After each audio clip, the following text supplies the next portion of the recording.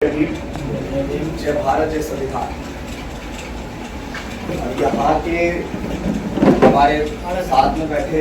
मुंबई के पूर्व प्रदेश अध्यक्ष वर्तमान में भी अपनी बागडोर संभाल रहे हमारे साथियों और आप जैसे तमाम साथियों का बहुत बहुत आभार और साधुवाद कि आपने हम जैसे छोटे से कार्यकर्ता को समय देने का, अपना कीमती समय देने का काम किया। बहुजन समाज में जन्मे सभी संतों गुरुओं महापुरुषों को नमन करते हुए तथागत रूप संत कबीर, गुरु नानक देव, गुरु घासीदास, बिरसा मुंडा,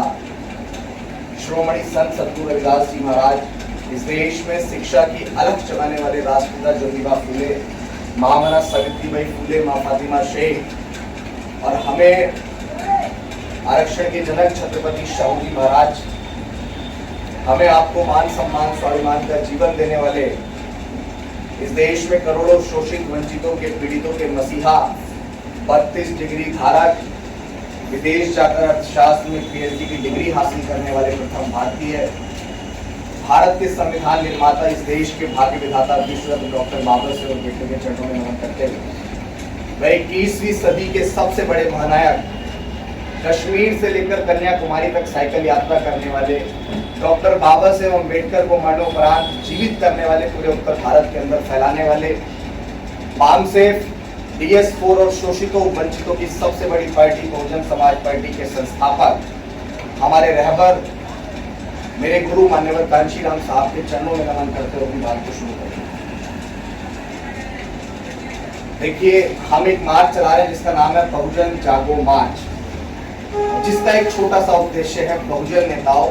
साथ में आओ, क्योंकि हम बहुत अच्छे से जानते हैं कि बिखरे हुए लोग इस देश में शासक जमात नहीं बन सकते हैं। ये बहुजन जागो मार्च बीती 23 जुलाई को डॉक्टर बाबा साहेब अम्बेडकर की जन्मस्थली मध्य प्रदेश के महू से शुरू हुआ और इसी संकल्प, इसी उद्देश्य के साथ शुरू हुआ और महू से इंदौर, देवास, सीहोर, सोनकच्छ, भोपाल, विदिशा, खुरई, ललितपुर, झांसी, डपरा, दतिया, ग्वालियर, मुरैना, धौलपुर, आगरा, हाथरस, अलीगढ़, औरैया, फिरोजाबाद, बुलंदशहर, हापुड़, मेरठ, गाजियाबाद,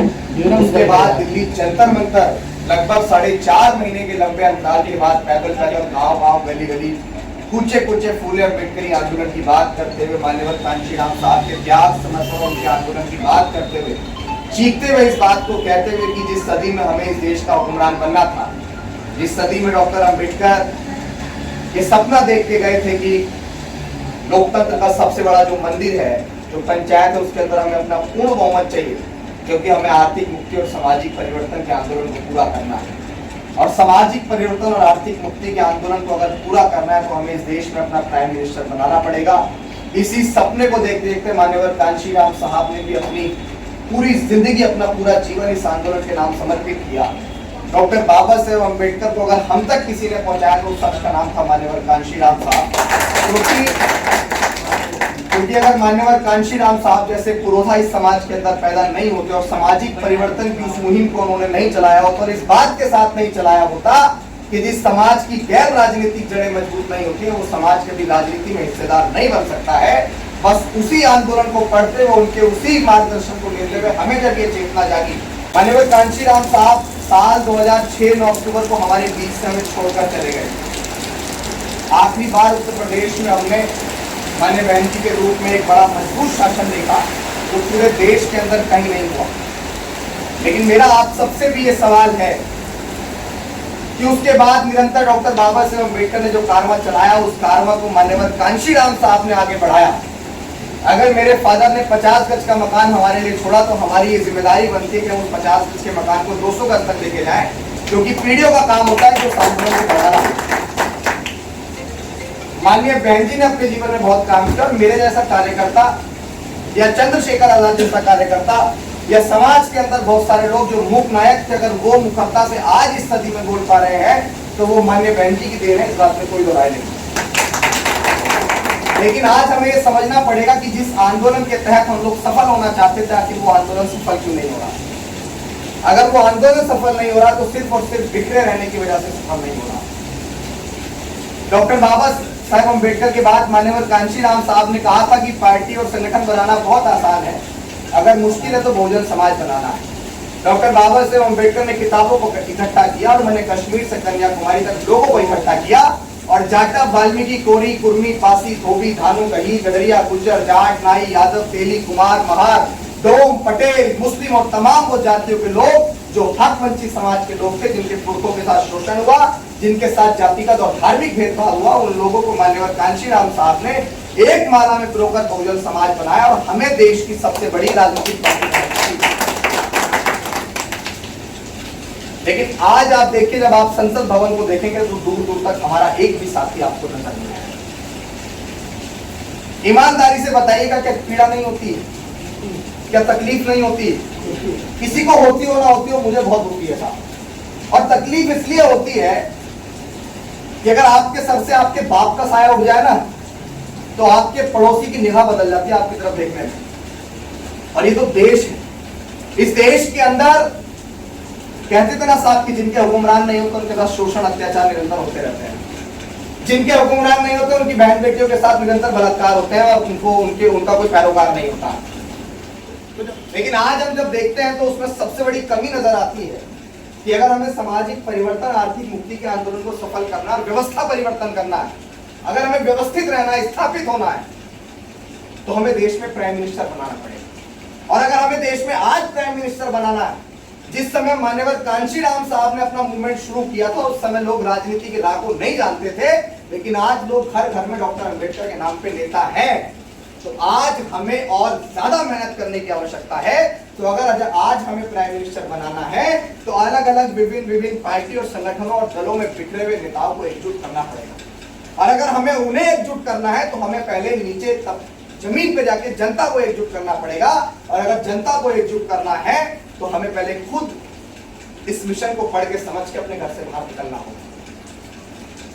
ये बात का विषय है कि कौन प्रधानमंत्री बनेगा, कौन मुख्यमंत्री बनेगा, कौन क्या करेगा। आप देखिए, भारतीय जनता पार्टी इस देश की, इस मुल्क की वर्तमान में सबसे मजबूत पार्टी है, जो पिछले 15 सालों से लगातार शासन कर रही है। ईडी, इनकम टैक्स के द्वारा और हमारे महापुरुषों को उसने बेशक सम्मान दिया, लेकिन महापुरुषों के मानने वाले लोगों का जितना हनन आजादी के बाद इस भारतीय जनता पार्टी ने किया, इतना किसी ने नहीं किया। लेकिन वो भारतीय जनता पार्टी छोटे छोटे दलों के साथ गठबंधन करती है। वो भारतीय जनता पार्टी छोटे छोटे 1% वोट जिसके पास है उसके साथ भी गठबंधन करती है और इस देश के अंदर एनडीए जैसा गठबंधन बना के तैयार करती है और तीसरी बार सत्ता में आने का काम करती है। वो कांग्रेस पार्टी जिसने डॉक्टर बाबा साहेब अम्बेडकर को जीते जी सम्मान नहीं दिया, डॉक्टर बाबा साहेब अम्बेडकर को मरणोपरांत सम्मान नहीं दिया, उस कांग्रेस पार्टी ने यूपीए बनाकर इस देश की सत्ता में काबिज होने का काम किया। और उसके बाद जो पिछले 15 सालों से विपक्ष इस देश के अंदर नहीं दिखा, उस कांग्रेस पार्टी ने इस देश के अंदर इंडिया जैसा गठबंधन बनाया, क्योंकि वो जानती थी कि सत्ता ही एकमात्र ऐसा रास्ता है जो हमारी तरफ आने वाले ईडी, इनकम टैक्स को रोक सकती है। उसने छोटे छोटे दलों के साथ गठबंधन किया और कई स्टेटों के मुख्यमंत्री उस गठबंधन में शामिल थे। और सबसे बड़ा मजबूत विपक्ष राहुल गांधी हमारी पिच पे आके खेल के भारत के संविधान को उठा के किसको चुनाव करना। लेकिन आज हमारे विरोधी भारत के संविधान को हाथ में लेके आरक्षण की बात करके देश के सबसे मजबूत विपक्ष बन के बैठ गए, तो हमें बहुत शर्म आती है। जिस सदी में हमें इस देश का हुक्मरान बनना था, उस सदी में हम लोग उस आंदोलन से बहुत पीछे चले गए। मेरा घर से निकलने का सिर्फ इतना उद्देश्य नहीं है कि मैं कोई पार्टी या संगठन बनाने आया हूं। मेरी देश में अपनी एक छोटी मोटी डॉक्टर बाबा साहेब अम्बेडकर का जब मैं नाम लेता हूं तो उसी से मेरी पहचान है। बहुजन शायर के नाम से लोग मुझे जानते और पहचानते हैं, लोग मुझे सोशल मीडिया पे फॉलो करते हैं। लेकिन यहाँ अगर गली गली कूचे कूचे पैदल 10 लोगों के साथ भी, 20 लोगों के साथ भी गली गली अगर मैं फिर रहा हूँ तो सिर्फ इसलिए फिर रहा हूँ कि मान्यवर कांशीराम साहब का जो त्याग था वो त्याग खत्म ना हो जाए। मान्यवर कांशीराम साहब का जो समर्पण था वो समर्पण खत्म ना हो जाए। हम चाहते हैं कि इस देश में हमारे नेताओं को ललकारने के लिए हुजूम इकट्ठा हो, जो अपने नेताओं से भी ये सवाल करे कि जिस सदी में हमें हुक्मरान बनना था उस सदी में कोई नजर नहीं आ रहा। और आज अगर हम देखते हैं तो सिर्फ और सिर्फ इसका एक ही मोटिव है कि हमारे नेता बिखरे हुए अपने अहम, अपने घमंड में, और कहीं ना कहीं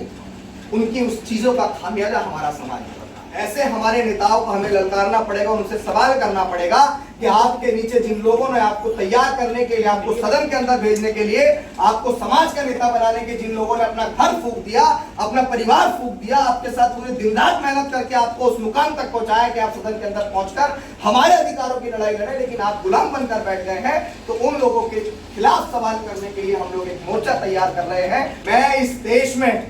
जिस मान्यवर कांशीराम साहब ने डॉक्टर बाबा साहेब अम्बेडकर को मरणोपरांत जीवित किया,